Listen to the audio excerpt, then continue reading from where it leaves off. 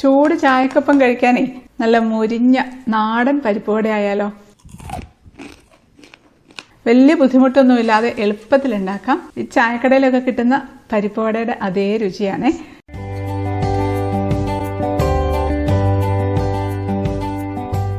ഇപ്പോൾ പരിപ്പുവട ഉണ്ടാക്കാനായിട്ട് എടുത്തിട്ടുള്ളത് വടപ്പരിപ്പാണ്. ഇത് ഗ്രീൻ പീസിൻ്റെ പരിപ്പാണ്. എല്ലാ സൂപ്പർ മാർക്കറ്റിലും വാങ്ങിക്കാനായിട്ട് കിട്ടും. വടപ്പരിപ്പ് എന്ന് ചോദിച്ചാൽ മതി. ഇതെന്ന് പറയുന്നത് നമ്മുടെ സാധാരണ സാമ്പാർ പരിപ്പാണ്, തുവരപ്പരിപ്പ്. ഇത് ചെറുതായിരിക്കും. വടപ്പരിപ്പ് എന്ന് പറയുന്നത് കുറച്ചും കൂടെ വലുപ്പം ഉണ്ടാവും, കുറച്ചും കൂടെ ഒരു കളറൊക്കെ ഉണ്ടാവും. സമയത്ത് കടലപ്പരിപ്പാണെങ്കിൽ ഇതിലും വലുപ്പം കൂടുതലായിരിക്കും, കളറും കുറവായിരിക്കും. നമുക്ക് ഈ സാമ്പാർ പരിപ്പ് വെച്ചിട്ടും കടലപ്പരിപ്പ് വെച്ചിട്ടും പരിപ്പ് വട ഉണ്ടാക്കാം. പക്ഷേ കൂടുതൽ ടേസ്റ്റ് നല്ല നാടൻ ടേസ്റ്റിൽ കിട്ടണമെന്നുണ്ടെങ്കിൽ വടപ്പരിപ്പ് തന്നെ ഉപയോഗിക്കണേ. 1 കപ്പ് വടപ്പരിപ്പാണ് എടുത്തിട്ടുള്ളത്. അതിലേക്ക് വെള്ളം ഒഴിച്ച് നന്നായിട്ട് ഒരു 2-3 പ്രാവശ്യം കഴുകിയെടുത്ത് നിറച്ചും വെള്ളം ഒഴിച്ച് 2-2.5 മണിക്കൂറൊക്കെ കുതിരാനായിട്ട് മാറ്റി വയ്ക്കാം. ഒരുപാട് സമയമൊന്നും വെക്കേണ്ട ആവശ്യമില്ല. അപ്പം കഴുകിയെടുത്തിട്ടുണ്ട്. അപ്പോൾ ഒരു 2 മണിക്കൂർ കഴിഞ്ഞിട്ടുണ്ട്. നമുക്ക് നന്നായിട്ട് ഒന്നുകൂടെ കഴുകി ഒരു അരിപ്പയിലിട്ടങ്ങ് വെക്കാം. ആ വെള്ളം ഒന്ന് വാർന്നു പോട്ടെ. ഇനി നമുക്ക് ഒരു ബൗളിലേക്ക് ഒരു 3 ടേബിൾ സ്പൂണൊക്കെ സവാള ചെറുതായിട്ട് അരിഞ്ഞതിട്ട് കൊടുക്കാം. ഒരു സവാളയുടെ ഒരു 1/4 ഭാഗമൊക്കെ മതിയാകും. ഇനി നമുക്ക് ഒരു 5-6 ചുവന്നുള്ളി, ചെറിയ ഉള്ളിയില്ലേ, അത് അരിഞ്ഞതാണ്, അത് ഇട്ട് കൊടുക്കാം. ഇനി ഒരു ചെറിയ കഷ്ണം ഇഞ്ചി അരിഞ്ഞത് അതിട്ട് കൊടുക്കാം. 1 ടീസ്പൂണൊക്കെ ഉണ്ടാകും. ഇനി 2 പച്ചമുളക് വട്ടത്തിൽ അരിഞ്ഞത് ഇട്ട് കൊടുക്കാം. 1 തണ്ട് കറിവേപ്പില മുറിച്ചങ്ങ് ഇട്ട് കൊടുക്കാം. ഇനി ഇതെല്ലാം കൂടെ നന്നായിട്ട് ഞരടി അങ്ങ് കുഴച്ചെടുക്കാം. അതവിടെ ഇരിക്കട്ടെ. ഒരു മിക്സിയുടെ ജാറിലേക്ക് 1 ടീസ്പൂൺ പെരുംജീരകം ചേർത്ത് കൊടുക്കാം. ശകലം കൂടെ കിടക്കട്ടെ, ഒരു 1/4 ടീസ്പൂണും കൂടെ ഇട്ടിട്ടുണ്ട്. പെരുംജീരകം നല്ല ടേസ്റ്റാണ് പരിപ്പ് വടയ്ക്ക്. ഇത് നമുക്കൊന്ന് നന്നായിട്ടൊന്ന് പൊടിച്ചെടുക്കാം. അത് ഒരുപാട് അങ്ങ് ഫൈനായിട്ട് പൊടിയൊന്നുമില്ല, കുറച്ചിട്ടല്ലേ പൊടിക്കുന്നത്. അപ്പം എന്നാൽ അത് മതി, ചതഞ്ഞൊന്ന് കിട്ടിയാൽ മതി നന്നായിട്ട്. അപ്പോൾ അത് പൊടിച്ചെടുത്തിട്ടുണ്ട്. കണ്ട ഒന്ന് ചതഞ്ഞ് വന്നിട്ടുണ്ട്. എല്ലാം പെരുംജീരകമൊക്കെ അതുപോലെ തന്നെ ഉണ്ട്, കുഴപ്പമൊന്നുമില്ല. ഇനി നമുക്കൊരു 5 അല്ലി വെളുത്തുള്ളി ഇതിലേക്ക് ഇട്ട് കൊടുക്കാം. വെളുത്തുള്ളി എടുക്കുമ്പോൾ നന്നായിട്ട് വൃത്തിയായിട്ട് കഴുകി എടുത്താൽ മതി, തൊലി കളയണ്ട. പിന്നെ ഇത് മിക്സിയുടെ ജാറിൽ ഇട്ട് അരയ്ക്കാതെ ഒന്ന് കുത്തി ചതച്ചിട്ട് നമ്മുടെ നേരത്തെ സവാളയുടെ കൂടെ ഇട്ടിട്ട് ഒന്ന് കുഴച്ചെടുത്താൽ അതിന് വേറൊരു ടേസ്റ്റാണ് കേട്ടോ. ചില സ്ഥലങ്ങളിലൊക്കെ കണ്ടിട്ടില്ലേ വെളുത്തുള്ളിയൊക്കെ ഇങ്ങനെ ചതഞ്ഞിട്ട് ഇതിൽ കിടക്കുന്നത്. ഞാൻ പിന്നെ ചതയ്ക്കാൻ മടിച്ചിട്ട് ഒന്ന് ചങ്ങിടുകയാണ്, കുഴപ്പമൊന്നുമില്ല. അതിൻ്റെ കൂടെ 1 തണ്ട് കറിവേപ്പിലയും 2 വറ്റൽമുളകും കൂടെ ചേർത്ത് ഒന്ന് ക്രഷ് ചെയ്തെടുക്കാം. ഒരുപാട് അങ്ങ് വെള്ളം ചേർത്ത് അരയ്ക്കുകയൊന്നും വേണ്ട, ക്രഷ് ചെയ്തെടുത്താൽ മതി. അപ്പോൾ ഇതാ ക്രഷ് ചെയ്തെടുത്തിട്ടുണ്ട്. ഇനി വെള്ളം വാർന്നു പോകാൻ വെച്ച വടപ്പരിപ്പിൽ നിന്ന് 2 ടേബിൾ സ്പൂണൊക്കെ പരിപ്പെടുത്ത് അങ്ങ് മാറ്റി വയ്ക്കാം. അതങ്ങനെ തന്നെ ഇടുമ്പോൾ ഒരു പ്രത്യേക ടേസ്റ്റാണ്. ഇനി നമുക്ക് കുറച്ച് പരിപ്പെടുത്ത് ഇതിലേക്ക് ഇട്ടങ്ങ് അരച്ചെടുക്കാം. അരയ്ക്കാന്ന് പറയുമ്പോൾ വെള്ളം ചേർത്ത് ഒരുപാട് പേസ്റ്റ് പോലെ അരയ്ക്കരുത്. ഒന്ന് കറക്കി ഇങ്ങ് എടുത്താൽ മതി. അടിഞ്ഞ് കഴിയുന്ന സമയത്തെല്ലാം സൈഡിൽ പോയിരിക്കുമല്ലോ. അപ്പോൾ ഒന്നുകൂടെ തട്ടിയിട്ട് കൊടുത്ത് ഒന്നുകൂടെ അടിച്ചെടുക്കാം. ഒരുപാട് അരഞ്ഞും പോകരുത്, എന്നാൽ തീരെ അരയാതെ ഇരിക്കരുത്.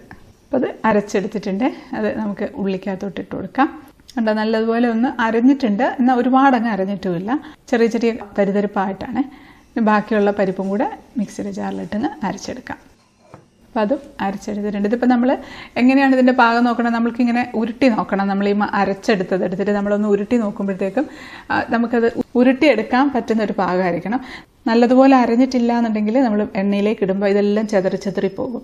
അപ്പോൾ നമ്മൾ നേരത്തെ മാറ്റി വെച്ച പരിപ്പില്ലേ, അതും കൂടെ ചേർത്ത് കൊടുക്കാം. ഇതിലേക്ക് 1 ടീസ്പൂൺ ഉപ്പ് ചേർത്ത് കൊടുക്കാം. ഇനി നമുക്കെല്ലാം കൂടെ നന്നായിട്ടൊന്ന് കുഴച്ചെടുക്കാം. നല്ലതുപോലെ കൈ വെച്ച് പ്രസ് ചെയ്തങ്ങ് കുഴച്ചെടുക്കാം. ഇതിൽ നമ്മൾ ഒട്ടും വെള്ളം ചേർത്തിട്ടില്ലേ. നമുക്ക് ഓരോ ഉരുളയായിട്ട് ഉരുട്ടിയെടുക്കാം. ഇങ്ങനെ എടുക്കുമ്പോൾ ഉരുട്ടുന്ന സമയത്ത് ഉരുട്ടിയെടുക്കാൻ പറ്റണം. വേണമെങ്കിൽ ഒന്ന് നമ്മൾ അരയ്ക്കുമ്പോൾ തന്നെ ഒന്ന് പരത്തി നോക്കിയാൽ മതി, പരത്തിയെടുക്കാനായിട്ട് പറ്റുന്നുണ്ടോ. ഇല്ലാന്നുണ്ടെങ്കിൽ ഒന്നുകൂടെ ഒന്ന് അരച്ചെടുത്താൽ മതി. ഇനി നമുക്കിത് കൈവെള്ളയിൽ വെച്ച് കൈവെള്ള കൊണ്ട് തന്നെ ഒന്ന് പ്രസ് ചെയ്ത് കൊടുക്കാം. ഇപ്പോൾ ഇത് ഉരുള എടുക്കുന്ന സമയത്തും ഒരുപാട് വലിയ ഉരുള എടുക്കണ്ട കേട്ടോ. കാരണം വെച്ചാൽ നമുക്ക് ചെറിയ പരിപ്പുവടയാകുമ്പോഴാണ് കൂടുതൽ ടേസ്റ്റ്, നല്ല മുരിഞ്ഞ് കിട്ടുകയും ചെയ്യും. സൈഡ് ഇപ്പോൾ പരിപ്പുവട ഷേപ്പിൽ ഒന്നാക്കിയെടുത്താൽ മതി. നടുഭാഗം കുറച്ചൊന്ന് പൊങ്ങി അരികൊന്ന് പരന്നിട്ട്, ഇനി അരികു പരന്നിട്ടില്ല എന്നുണ്ടെങ്കിൽ കുഴപ്പമില്ല, നമ്മൾ സൈഡ് പതുക്കെ വിരൽ വെച്ചൊന്ന് പ്രസ് ചെയ്ത് കൊടുത്താൽ മതി ചുറ്റിനും.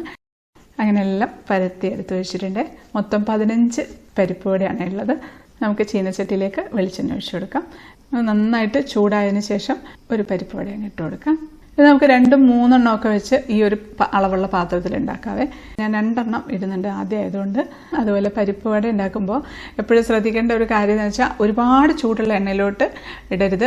മീഡിയം ഫ്ലെയിമിൽ വെച്ച് വേണം ഫ്രൈ ചെയ്തെടുക്കാനായിട്ട്. കാരണം തീ കൂടുതലാണെന്നുണ്ടെങ്കിൽ പുറം ഭാഗമൊക്കെ മൊരിഞ്ഞിട്ട് ഉള്ളിൽ ആവാതിരിക്കും. ഇപ്പോൾ ഉള്ളിലും വെന്ത് വരണ്ടേ. ഇത് പക്ഷെ ചെറുതായതുകൊണ്ട് പെട്ടെന്നായി കിട്ടും. ഇത് ഇട്ട ഉടനെ തന്നെ ഇളക്കരുത്. ഇട്ട് കുറച്ച് കഴിഞ്ഞതിന് ശേഷം മാത്രം നമുക്ക് തിരിച്ചിട്ട് കൊടുക്കാം. അല്ലാന്നുണ്ടെങ്കിൽ ഇത് പൊട്ടിപ്പോവാൻ സാധ്യതയുണ്ട്. തീരെ കുറഞ്ഞു പോയാൽ എണ്ണ കുടിക്കുകയും ചെയ്യും, കൂടുതൽ ഹാർഡായി പോവുകയും ചെയ്യും. അതുകൊണ്ട് എപ്പോഴും ഒരു മീഡിയം ഫ്ലെയിമിൽ വെച്ച് തന്നെ അങ്ങ് ഫ്രൈ ചെയ്തെടുത്താൽ മതി. 2 സൈഡും നല്ല ഗോൾഡൻ ബ്രൗൺ കളറായി കഴിയുമ്പോൾ എടുക്കാം. അടിപൊളി നല്ല പരിപ്പ് വട റെഡി ആയിട്ടുണ്ട്. നല്ല ചൂട് പരിപ്പ് വടയാണ്. വേണം പ്ലേറ്റിലേക്ക് ഇട്ട് കൊടുക്കാം. ഞാനൊരു ടിഷ്യൂ പേപ്പറിലാണ് ഇടുന്നത്. അടുത്ത സെറ്റ് ഇട്ട് കൊടുക്കാം. അതായത് 3 എണ്ണം ഇട്ട് കൊടുക്കുന്നുണ്ട്. 3 എണ്ണം വേണമെങ്കിൽ കുറച്ചുകൂടെ വലിയ പാത്രമാണെങ്കിൽ 4 എണ്ണം 5 എണ്ണം ഒക്കെ ഇട്ട് ഒരുമിച്ച് ഫ്രൈ ചെയ്തെടുക്കുക. ഇതിപ്പോൾ ചെറിയൊരളവിലല്ലേ ഉണ്ടാക്കുന്നത്. അടുത്ത സെറ്റ് ആയിട്ടുണ്ട്, അതുകൂടി എടുക്കാം. വേണ്ട നല്ല മൊരിഞ്ഞിരിക്കുന്ന പരിപ്പ് വടയാണ്. ചൂടോടുകൂടിയല്ല, കുറച്ച് കൂടുതൽ സമയം മൊരിഞ്ഞ് തന്നെ ഇരിക്കും. പിന്നെ അത് മാത്രമല്ല, ഇത് നമ്മൾ പുറത്ത് എയർ ടൈറ്റ് ആയിട്ടുള്ള ഒരു കണ്ടെയ്നറിൽ ഇട്ട് വെച്ചാൽ മതി. നാളെ വരെ ഒരു പ്രശ്നം ഉണ്ടാവില്ല. വൈകുന്നേരമൊക്കെ നല്ല ചൂട് ചായക്കൊപ്പം കഴിക്കാൻ നല്ല ചൂട് പരിപ്പ് വട റെഡി. എത്ര പെട്ടെന്നല്ലേ കഴിഞ്ഞത്. എളുപ്പത്തിൽ തയ്യാറാക്കാം. ബേക്കറികളിലൊക്കെ സെയിൽ ചെയ്യാനായിട്ട് വെക്കുകയും ചെയ്യാം. കണ്ടില്ലേ, നല്ല മുരിഞ്ഞ പരിപ്പ് വടയാണ്. നമുക്കൊന്ന് ടേസ്റ്റ് ചെയ്ത് നോക്കാം. കഴിക്കട്ടെ.